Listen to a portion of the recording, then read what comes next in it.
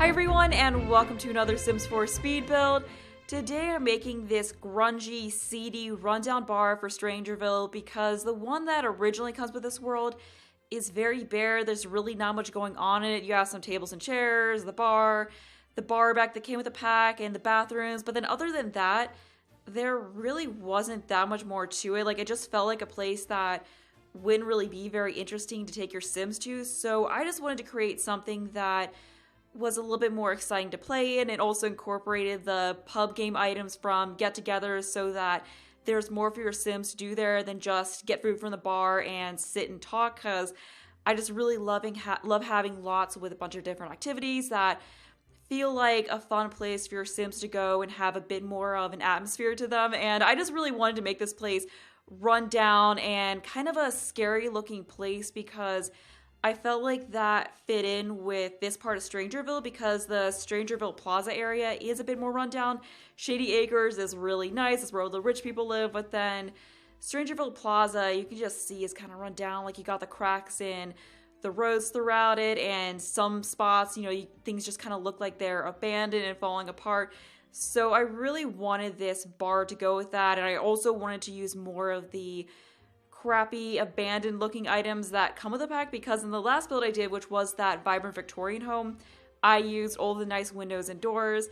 So my idea for this bar was that at one time it was the town's general stores, so I was trying to give it a general store front look to it, but then eventually it went out of business, I guess because it kind of became obsolete. No one really needed to go to the general store to buy stuff, because I don't know, they just order stuff online. Not really much of a need to go out here and buy things, I suppose. But anyway, for one reason or another, it failed. It was closed down. So someone else came in and bought it and turned it into a bar years ago. And the additions onto the building with the corrugated metal wallpaper, I imagine, were things that were added on after it was turned into a bar. Because I was kind of thinking that they opened the bar, they had the main brick area with the bar in it and some tables, and they perhaps weren't really attracting enough customers, so they thought, maybe I could add in some pub games, but there wasn't really enough room, so they added on to it, but they didn't have a lot of money because things weren't going super well, so they just built this cheap corrugated metal structure onto, off of it. And then kind of the same thing with the bathrooms, like maybe it originally didn't have indoor plumbing, perhaps it was built before that was really a thing. So they just added these things onto it to save money. They used cheaper materials. I just really like the look of having those additions with the corrugated metal wallpaper on it in addition to the nicer brick. It just kind of added to that rundown look. And I was thinking that, business is still struggling a little bit to this day, so things are kind of falling apart in the bar. It's, as you'll see once I continue on with the build, it is just a bit rough on the inside. I use some of that, I guess it's like, that weird stain wall decorations that we got, because I added that to the metal parts to make it look kind of like the metal was rusted. So it added a nice bit of detail to it. Oh, and I also used this sign here.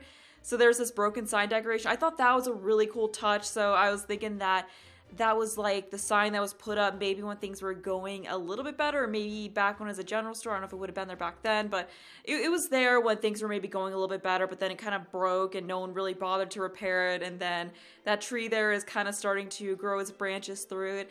And I also stuck some of those dead flowers from vampires to those front gardens, because I was also imagining that they maybe haven't been keeping up on the landscaping super well, so they let some of the flowers die and haven't really bothered to pull them out and replace them. So what is still there and alive are the more resilient cacti type plants.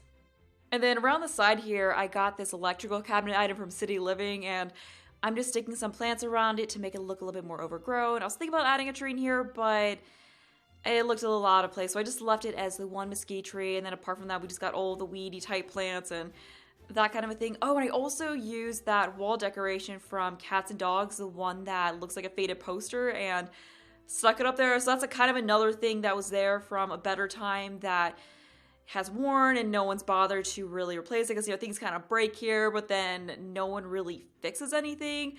But people still sometimes come here because it's really the only bar type place in Strangerville, although perhaps business still isn't doing very well. Although a more kind of like evil backstory I was thinking about for in addition to that one that, it's just kind of a struggling bar, was that maybe like because it is the only bar, the person who owns it isn't putting any repairs into it because they're like, well, where else is everyone gonna go? So they just basically take in as much profit as they can and don't bother to put any money back into the bar because it's like people are gonna come there anyway because it's the only place in town to go and get a drink. So I don't know, I don't know if maybe that makes a little bit more sense. I mean, I think both of them could make more sense, but I just feel like since it is the only bar, business maybe wouldn't be too bad. So I could see it being that situation of the owner is just a little shady and is trying to pocket all of the profit that they can and put as little money back into as possible. Like I could see it being someone who is sitting up in shady acres, the kind of person who would never dare to come here, but then they're just profiting off of all the people who come here. Like I could see maybe the Roswell family owning this place. So I don't know, I'm kind of curious as to what you all think about it. Like, do you see the backstory of this being more so that it's in such rough shape because the owners of it are struggling a little bit to make ends meet, or that it's more of the evil type of backstory where the owner is just pocketing the money, not putting anything back into it? Oh yeah, I also stuck these barrel items back here. I thought those were kind of a cool touch because there's just so many of these rundown items that I wanted to use. So I was kind of thinking maybe they could be leftover empty kegs that were just left there that they haven't really disposed of for one reason or another. And I was thinking about adding some ivy in, but didn't really feel like that made a ton of sense here because, this isn't really the luscious landscape. So yeah, I just felt it was best to leave that out. But we're on to the inside now, and this build also took me so little time. It took me less than 2 hours to finish this build, which I was surprised by. I mean, it is a pretty small build, but I mean, I've had builds lately, I've had builds where I just go back and forth with things a lot and it takes a lot longer than I feel like it should, but I was just really on a roll when I was making this.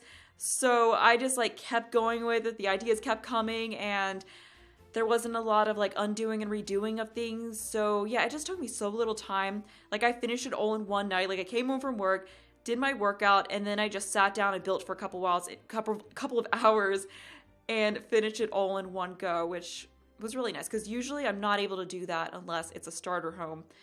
But I just feel like with the builds from this pack, this pack has just inspired me to build more so than I thought it would, because when I first looked at the items, I was like, oh, I'm not going to use most of these items, but it's just after thinking about it more, I'm coming with more ideas to build in ways that I haven't really I usually don't. So I've just been having a lot of fun with it and really excited to work on that bunker house that I was talking about in the last build. And then I was also thinking that it could be fun to build my own version of the library because that's another lot that really isn't that interesting. I looked at it and there's just some bookshelves and some computers. That's another lot that really doesn't have anything interesting about it.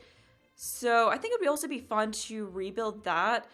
But after that, I swear I'll move on to builds that aren't for this pack. But right now, I feel like I just have so much inspiration for builds that have to do with this pack. And I just want to do more of these builds before I move on to something else. And plus, I think it would be cool to have a set of both the community lots you need for this world. Because I said this in another video, but to really get the full gist of the story, to really get the full story, you have to have a bar and a library in this world. So I just think it'd be nice to make my own set of those two lots that you all could put into your game if you want to use those, just to replace them. I just really had a lot of fun working on this build, and as you can see, the interior of it is very dark and doesn't really have a whole lot of color, but that's really what I wanted for this build. I just wanted it to feel like a place that was very sketchy and in a place that maybe makes the hair on the back of your neck stand up a little bit when you walk into it. You kind of get a bad gut feeling about this place.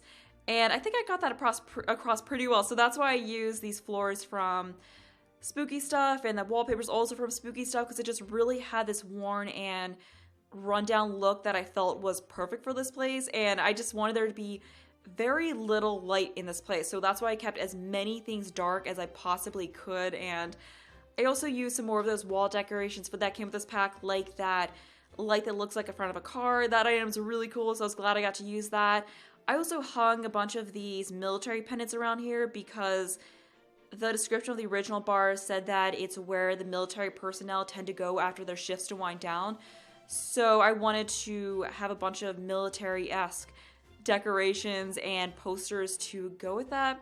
And I also just did a thing there where I put a column in the middle of the room and then had spandrels going across because I felt like the room, it needed a little something else. Like I just want to do something to add a little bit more old detail to it, just to kind of go with like the thing that was once a nicer general store. I mean, it's probably, honestly, I shouldn't have done that now that I'm thinking about it because it's like right smack dab in the middle of the room blocking the view of the bar, but I don't know, I was trying to figure out where to put it and I just kind of felt like that was the best spot, and I do like how it looks. I don't know, I feel like it kind of helped to fit in the space. It's not a perfect space anyway, so I think it's fine.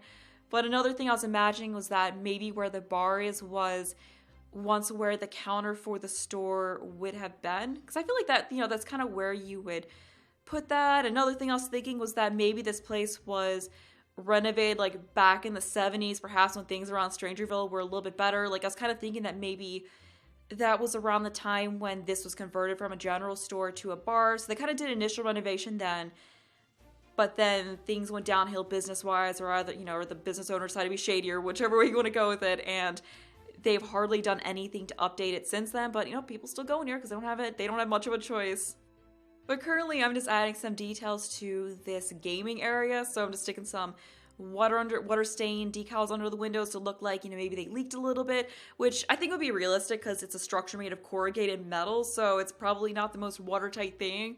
So I threw those in there, and then we've got 2 foosball tables. There's Don't Wake the Llama table. There's a couple of dartboards. So it's just kind of this cool area where Sims can go and play games. And as I said before, I just really like having that because it just makes a lot more useful to me. And then I also realized that I need to have TVs to have all the items in the bar, and I didn't want to just stick the TVs in a fake basement, so I stuck them on shelves, and I used older TVs because I felt like that kind of fit better with this place, because, you know, this isn't really a place that's going to have fancy new flat screen TVs, so I just stuck those 90s tube TVs up on those shelves, which I think looked pretty good. And then here I was figuring out the lighting, because originally I just stuck one of those saucer lights on the ceiling to kind of have some light as I was doing this, and then at the last minute I realized, oh wait, no, I have to figure out the actual lighting I'm going to use.